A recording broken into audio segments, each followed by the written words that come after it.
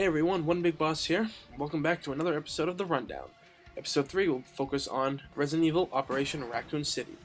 Now, this is a game that's gaining much hype, and from what I've noticed, it's bringing back a lot of popularity to the Resident Evil series, because as you've known since Resident Evil 4, we haven't really been dealing with zombies, except for, if you've played Darkside Chronicles and Umbrella Chronicles, then you got your zombies. But this game is going way back to the events of Raccoon City during the outbreak, and I like the way Slant 6 is handling this. I mean, everybody's like, oh, it's gonna be like SOCOM, it's not gonna be that great, but you know what, honestly, everything you've seen here, it's great, and people who've never played Resident Evil or anything like that, and they've played SOCOM all their lives, they see this and they're like, wow, this is great, because if you really think about it, what has Call of Duty done? They've made zombie, modes and everything like that, so, why can't Slant 6 do the same thing with Resident Evil?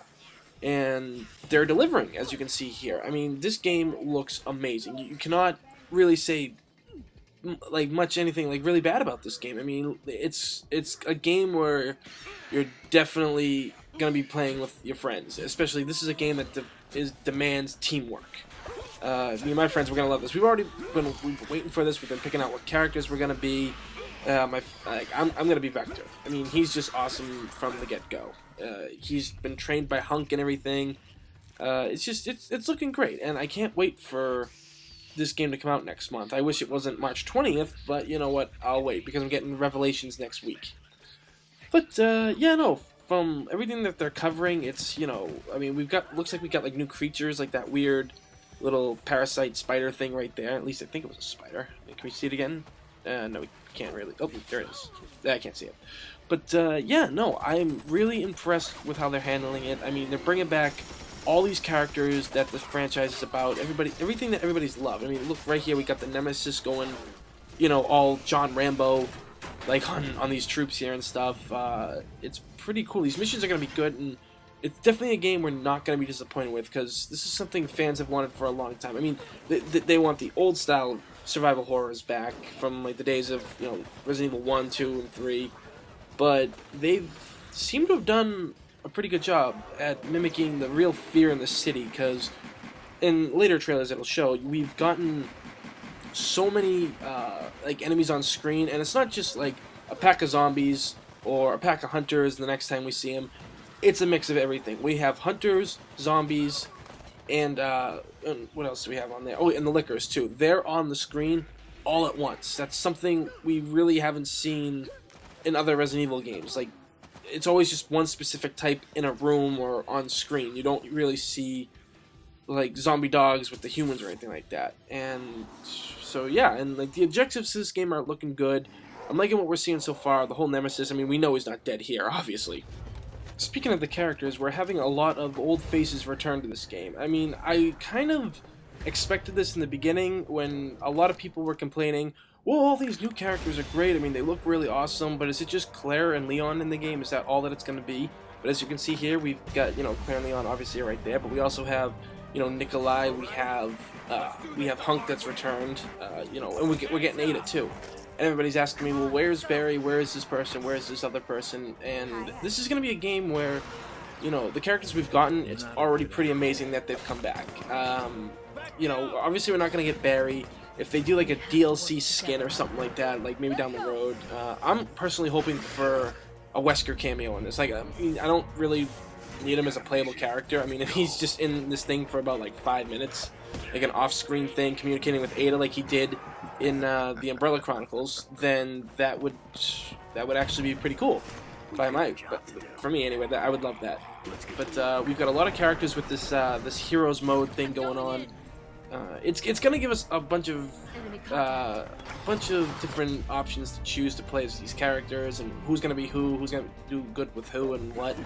I mean, these combat moves are looking sweet. The handling of firearms looks great. This is really gonna be an amazing game, and I'm glad we have all these amazing characters to choose from, because everybody at first liked the characters we got on the Delta team, but everybody also wanted more characters. They wanted more and more and more, and they stuck true to this game and added the characters that were here during the events of Resident Evil 2 and 3. So that I'm particularly happy about. But yeah, like I said, we've gotten all these great characters in this game. Gameplay's looking, like I said, really solid. They're going to give us a ton of options, it seems. Every character seems to fit very well into this series. And this Delta team with Vector and Lupo and the rest, I actually like them because they all don't seem affected by the fact that there's monsters going on here, like zombies and all these biological weapons and stuff like that. None of them seem affected by it at all. I kind of like that, because you wondered how twisted these people are, how damaged they are, or if the fact that they just don't feel fear. Hunk is basically like that. Nothing seems to scare that guy. I mean, after everything he's gone through. So it's pretty cool that we've gotten these pretty solid characters, and then like these new guys right here that were added in. I'm not too sure about this Special Forces team, really. Maybe when we see more character, like, trailers of them, if we get any more. I don't really expect too many more trailers for this, with the game being out next month. But you never know. And some of these characters are cool. Like, they mimic the Delta team and everything. All I can really say is I think they'll be a good addition. I mean, I'd just like to see a little more of them, but like I said, this is the answer to everybody's question. These are the characters you wanted. You wanted more characters in this game. You were complaining at the beginning, and now you got them. So they're all here, and they're here to stay. So, yeah. I just, like I said, look at all these monsters. This is gonna be amazing, all this gameplay. I mean, imagine just playing by yourself. You're definitely going to need friends for this game, and that's what I like. This game seems to be heavily aimed at co-op with friends or people online, and that's something that I can say where for once I'm glad we have online play. Another good thing we have here is the modes of play, like the multiplayer team attacks, the hero mode. It's all there, because I mean, you wouldn't really expect Slant 6 to just give us a regular like co-op online play. There's going to be various options and different game modes and stuff, which I'm happy about. I know there'll be DLC missions for like achievement points on the Xbox 360. I know that much, but yeah, no, I mean, we're getting all these great modes. It's gonna be a game where you're gonna devote a lot of your hours to, because there's just gonna be so much to probably unlock, so much to do. It seems, we also got to look at the settings of this game, like everything that we're going to. We're going to like these blast furnaces, these labs. We're going to the streets of Raccoon City here, and we're going to familiar places too, like that gas station you see, the Raccoon City Police Department. We're also, apparently there is a what's it called? You'll be able to go to the town hall, the Raccoon City Hall, and of course you remember this part right here, the lab at Birkin's place. And some of these areas look familiar from the Outbreak series, because I mean, Outbreak does take place during the events of 2 and 3 anyway. You never run into the Nemesis or any of the specific tyrants, but still. But I'm really, enjoying all the nostalgia that's coming from this game, because Slant 6 has done that. They really brought nostalgia back for this game. We've got the heroes, we've got the villains, we've got new heroes, we've got new villains. It's a twist on everything, it seems. But like I said, they're not just focusing on online play, it seems, in this game. They're focusing on the gameplay between friends and the story mode. True, it's a what-if scenario, and things are going to change, like you can decide to kill Leon or not, or same with Claire, and, change the history of the game dramatically, which, it's pretty cool, and that's what a lot of us have liked to see so far. I mean, I know I have.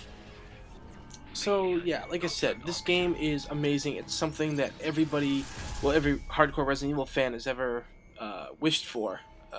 We're getting a lot of stuff here. But my theory is, what are your thoughts? I mean, if you're a Resident Evil fan, do you think Slant 6 is doing a good job at retelling a story like this?